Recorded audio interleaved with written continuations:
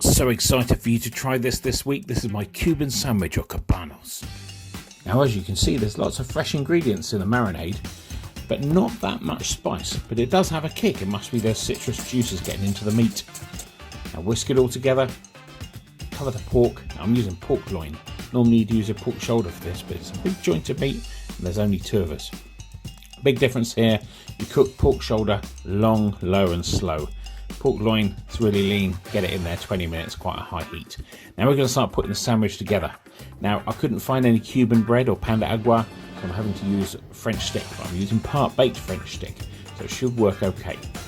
American mustard, then the pickles, and I'm using cheese. I prefer the tang of cheddar rather than Swiss cheese. It's your own personal choice, doesn't really matter. I'm using thinly sliced honey roast ham. Doesn't this look delicious already?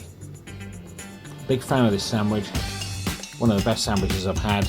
A real contender against a burger, that's for sure. Now the pork loin has been roasted and rested. Slicing it up, I prefer it a little bit thicker. But you can slice it as thin as you like.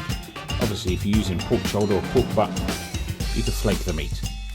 Now into a pan, plenty of butter. That's really important on both sides. I'm using a skillet pan. You've got to get some weight down on it to compress it and squash it.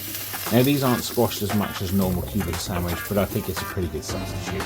Look at that, cheese melted, nice golden crust, absolutely delicious. Now I'm going to tuck in. If you like this Cuban sandwich recipe, then give me a like and a thumbs up, subscribe to my channel, and check out some other recipes as well. I'll see you soon. Take care.